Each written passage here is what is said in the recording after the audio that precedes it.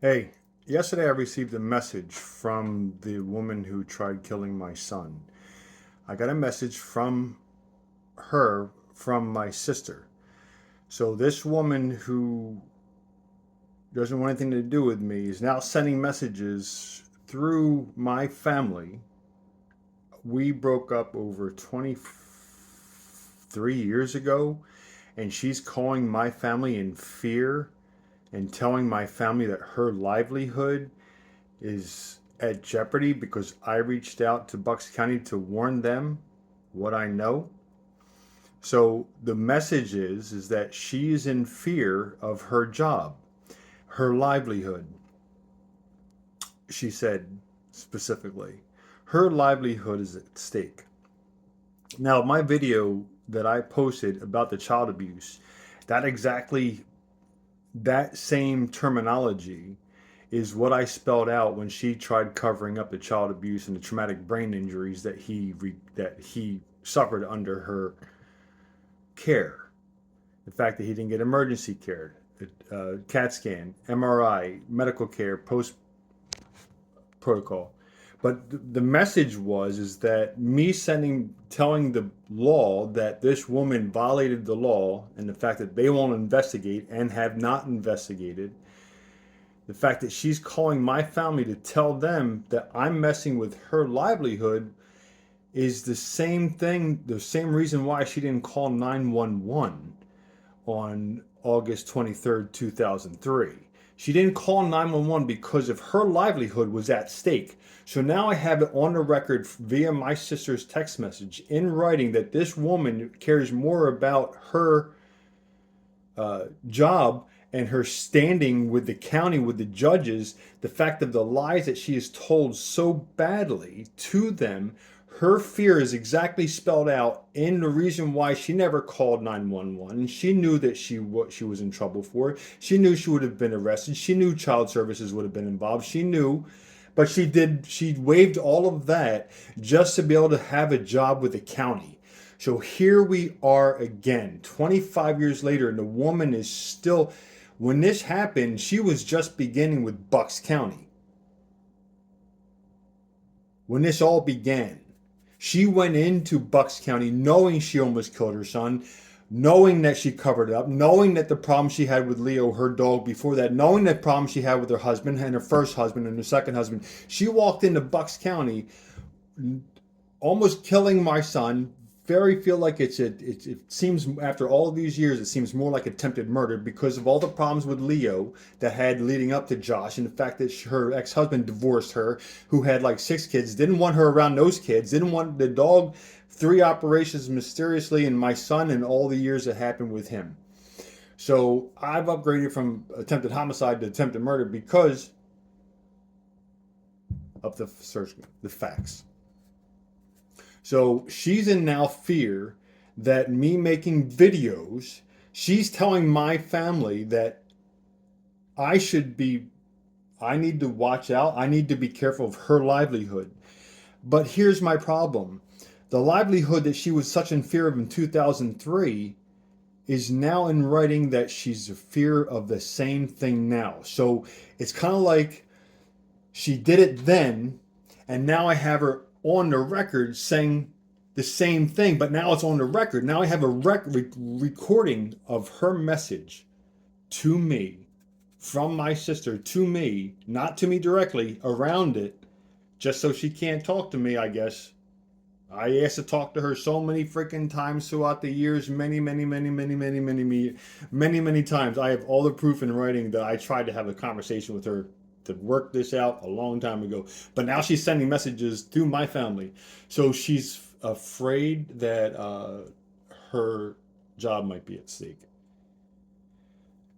But the bigger issue is Josh's MRI or CAT scan or his neurological problems and his memory loss.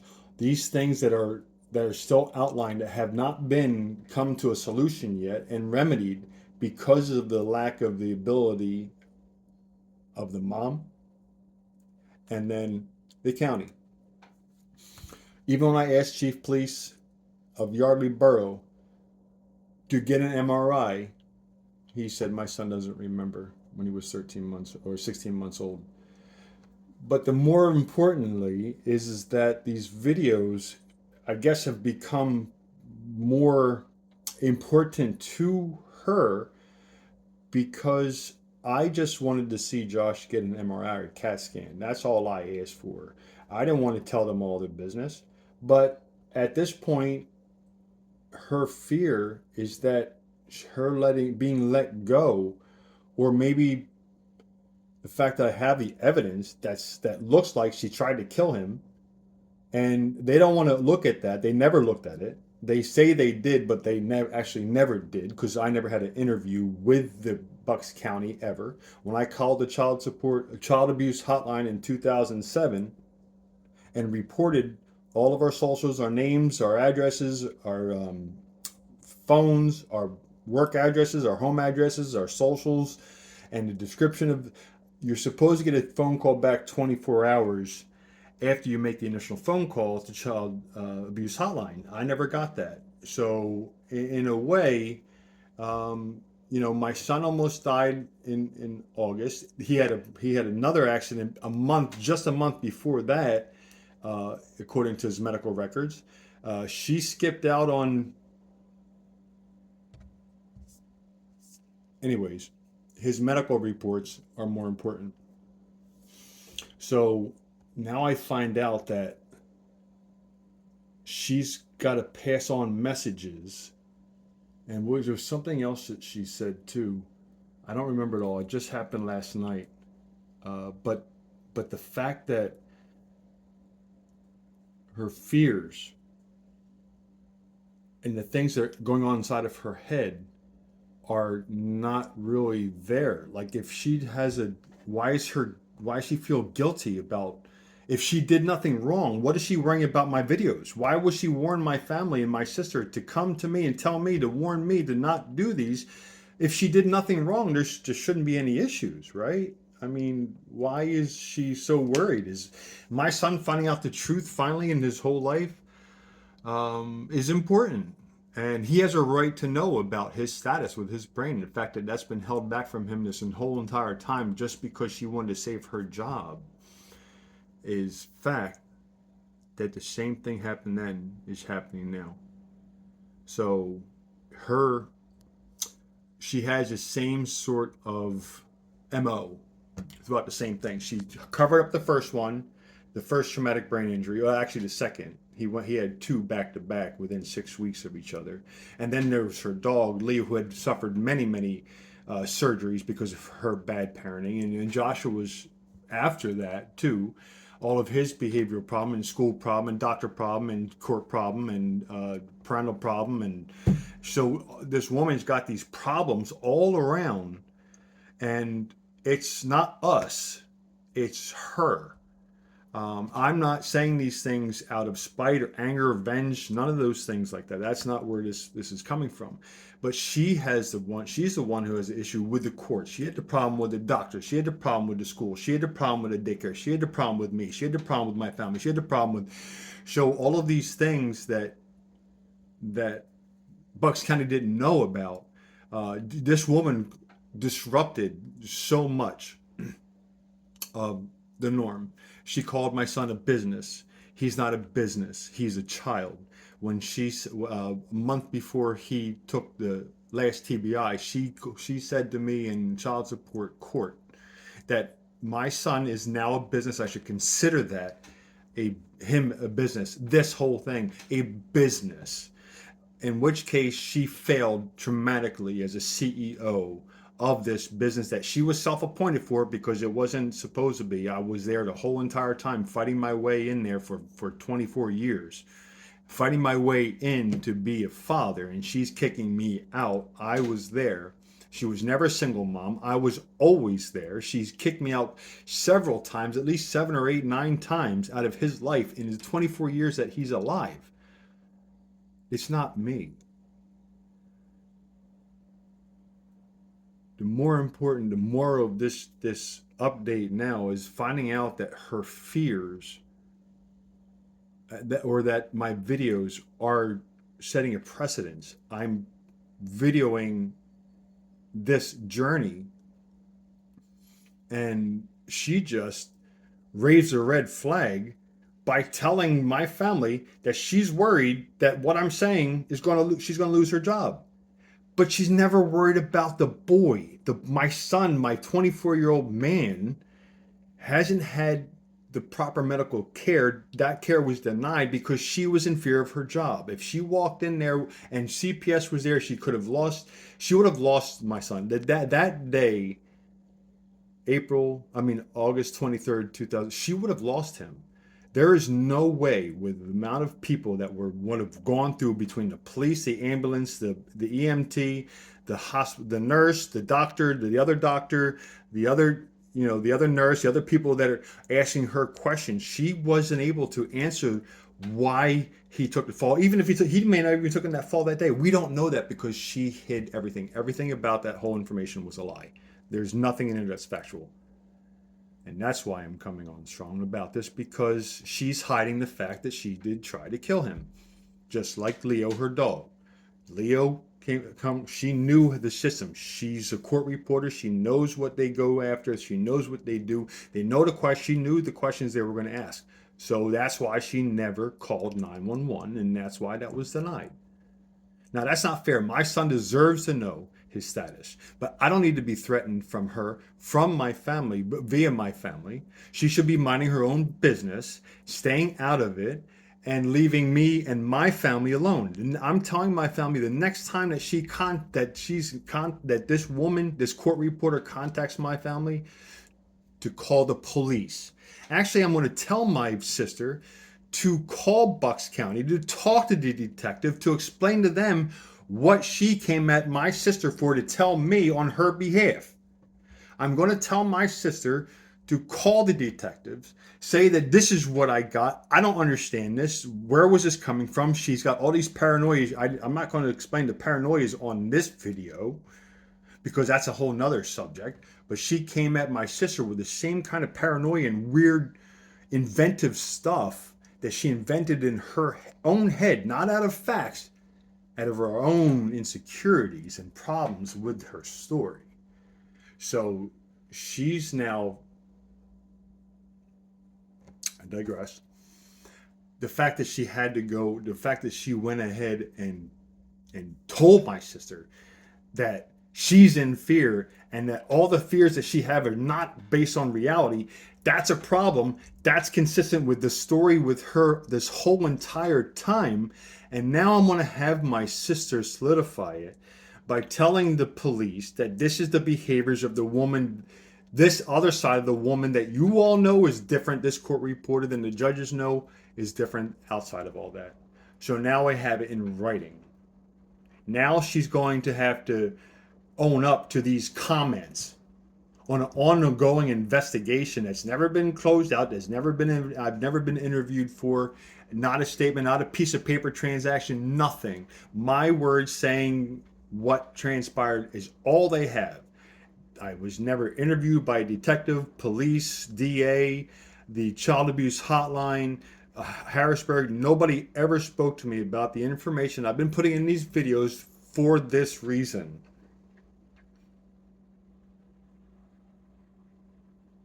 All she has to do is come clean. If she has to watch her back when I'm a state over, without a vehicle, she's worrying about me coming there after 3 years of being apart. I've never come to her house at her when she was there, ever, to do anything. I've never laid a hand on her. I didn't kill her. I didn't, nothing. There's no physical, there's no altercation. There was no cops called. I was never in a physical fight, nothing with her. And she's so crazy in her head. She's thinking that I'm coming after her, but I'm not physically coming after her. I'm telling a story about how I asked them very nicely to go get my son tested, and they never did. So I'm going to sit here and keep on doing it until my son gets tested. Because that's what you do as a parent. When you love your kid more than life, you will go through this. Putting me in jail didn't stop me. 13 months in jail didn't stop me. I'm going to be here for my kid. And I'm coming for my kid. So that's all I want. Just get him tested. Let's put this all to bed and be done and be move on with our lives. The fact that he deserves, he's required to know his status. And that status was denied him, and the proper protocol. And I'm going to post that soon too. I did this whole investigation on a TBI protocol. So there was a lot of steps that were missed by not going to the hospital and getting him to immediate emergency care. There was a lot of I wish I could upload that picture right now just to show you that all of the steps that were missed to handle traumatic brain injury and concussions for an infant who was 16 months old, who was unconscious, laid vomit, who eyes rolled back of his head, who cried, who held his breath, who lost consciousness, who was on the brink of death. And you called a pediatrician, but you don't call 911. 600 people have told me otherwise. So over 600 people have told me otherwise. The first thing you do is you call 911. And those protocols were never followed. His post concussion protocol, and there's a whole succession of how you treat traumatic brain injuries. And it was very fascinating to find out all the steps that were missed because she was more worried about her job than worried about him. So all these steps were missed to diagnose him and to see how bad the brain hemorrhaging and the blood was going inside of his head. We don't really know. He was 16 months old. He really couldn't talk. So, he did nap a lot. So, which is probably what she did, with him. But because they didn't check his oxygen level, his blood level, his hemoglobin, he didn't get the CAT scan to see where the damage was. We don't know what part of the brain that was hurt. We don't even know if it was on that day, because nothing that she said in that report ever was real. None of it, it's all a lie. So you can't fall off of one step that's 7 inches and pass out and lie limp and have a bump on your head and you lose consciousness. So if a woman thinks that I'm dumb, if the cops think that I'm dumb, if the Bucks County thinks I'm dumb, I did my homework. Traumatic brain injuries are not something to play with. The CPS will definitely get involved.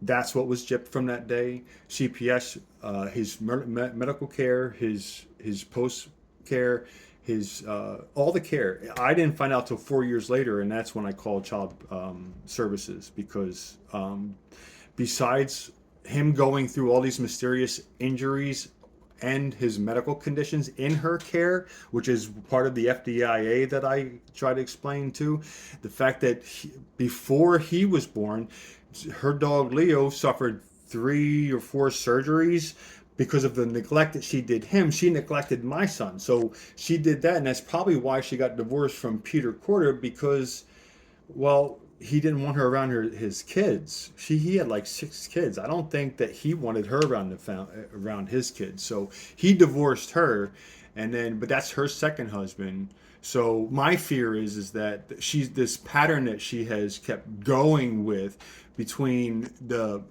Peter's kids, and then the issues with her dog before my son was born, and then with Joshua, and then after Joshua, and how none of the things that ever was right, the lies that were spewed throughout all the medical documents that I have, all the lies that are there, they all show a pattern of a woman whose behavior is not well. And I tried to bring the alarm in 2007. I tried to explain these things to Bucks County and try to get my son help. I needed to get him help, and when she refused to help, how am I supposed to help him? But I have a legal right to help him because that's my job. When you find out your kid almost died, you want to make sure you do everything for them. In 2007, I want to get him a CAT scan and move on and get those things done, and then tell it to CHOP, which none of those things ever happened. So these were all on her, not on me. I'm just a storyteller. I have no skin in the game other than trying to get my son his MRI and CAT scan. So any more messages, they should cease immediately. I'm going to follow up with Bucks County and explain to them the situation. I don't need to be harassed by this woman continually, even years later. So my son has a status. He needs to know what it is. But the good news is that I appreciate the message, and I'm going to use it to what has to happen in this case.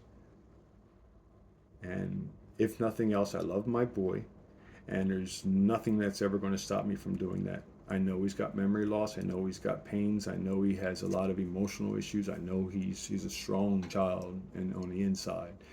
Um, I know how strong he is, but he may not know that. So my hopes is that he can have a future that is real and of love and of happiness and contentment and of health. And that's the most important part. That's what every parent wants. And I'm just a dad who just loves the shit out of his son.